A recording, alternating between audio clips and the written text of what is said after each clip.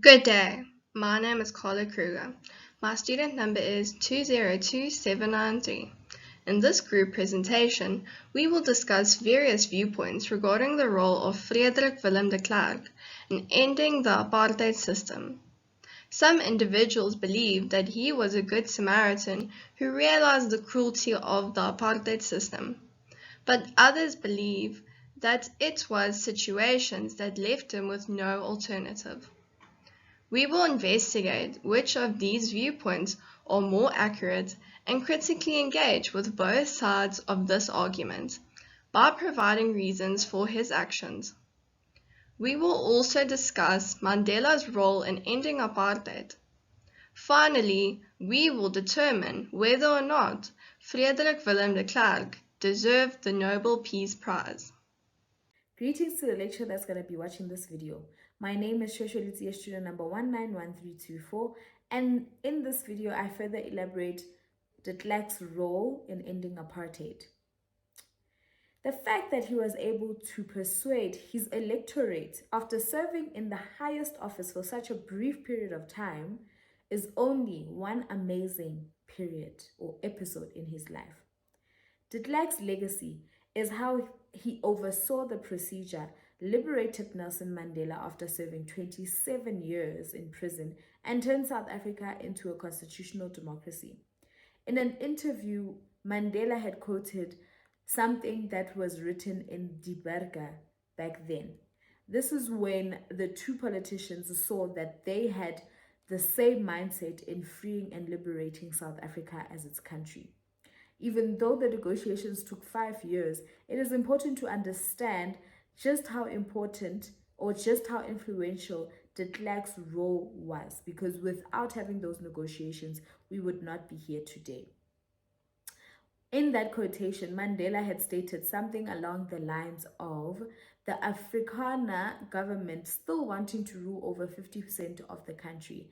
And this is where de Klerk and Mandela had an agreement that both of them in that case, only wanted the same thing for their country of South Africa, and that is to liberate themselves and its people.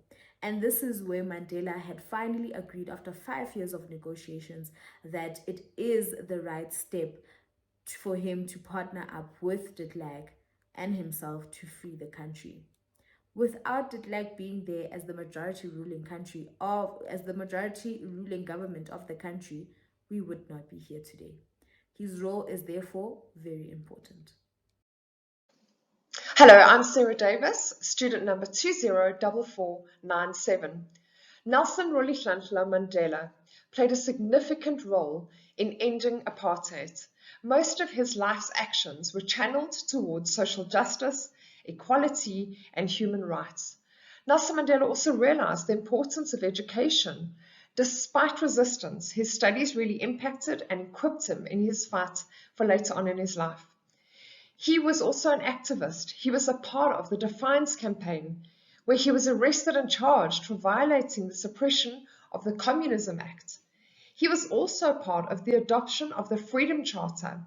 The statement that they put out is that South Africa belongs to all, whites and black people, and no government can justly claim authority unless based in the will of all people.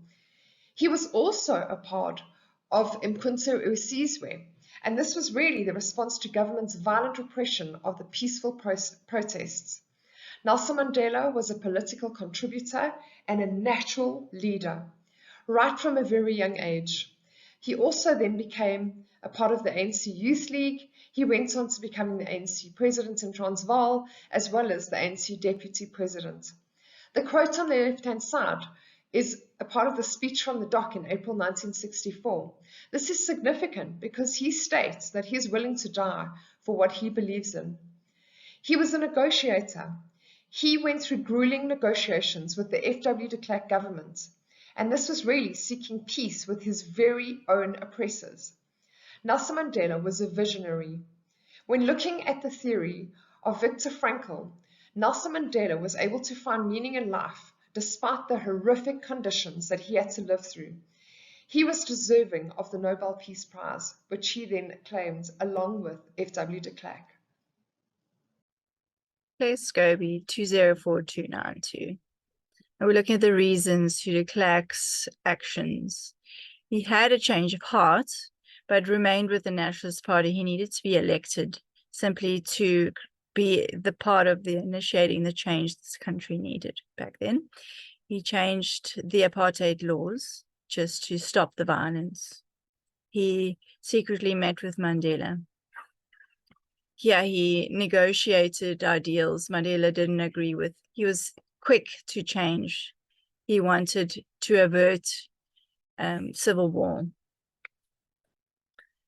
De Klerk was seen as a traitor by his Nationalist Party and a lot of his Afrikaans members.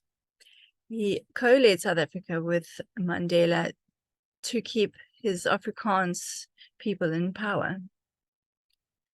It's known that Mandela and de Klerk did not always see eye to eye. He was apparently conniving, and Mandela has said once he was not a great emancipator, leading his people into freedom.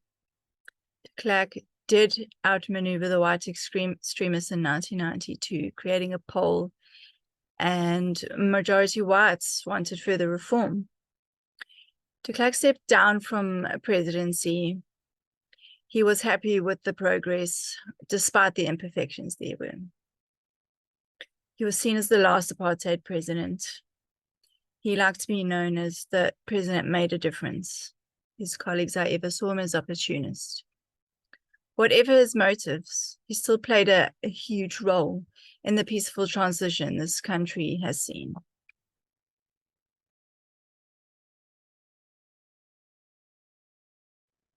Elizabeth Devereux, 1933-18. F.W. de Klerk progressed through a series of governmental roles, ultimately ascending to the esteemed position of state president.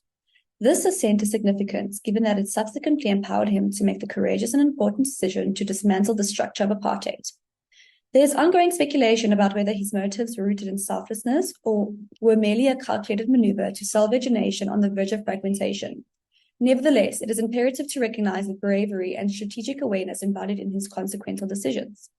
He was the first to call for everyone in South Africa to be treated equally and spent 5 years talking and negotiating to make this happen, especially when people both inside and outside the country were against apartheid. He and Nelson Mandela, a strong activist who spent 27 years in prison fighting for equality, respected each other and loved South Africa, even though they saw things differently. And this helped them talk and bring about change. Mandela's never give up attitude and his fight for equality were boosted by de Klerk, making new laws to stop violence, having secret meetings to find practical solutions, and being willing to change his views to make things smoother. Even though some saw de Klerk as a traitor and thought he was just being sneaky, him working together with Mandela made sure everyone had a say and overcame those with extreme views, showing he really wanted to see progress. Debates persist regarding de Klerk's true motivations, yet there is undeniable evidence of his pivotal role in facilitating South Africa's peaceful transition to democracy, even demonstrating a willingness to relinquish power to ensure progression. This validates the argument that he did deserve the Nobel Peace Prize and warrants acknowledgement as a transformative leader, even if he wasn't flawless. References. Thank you.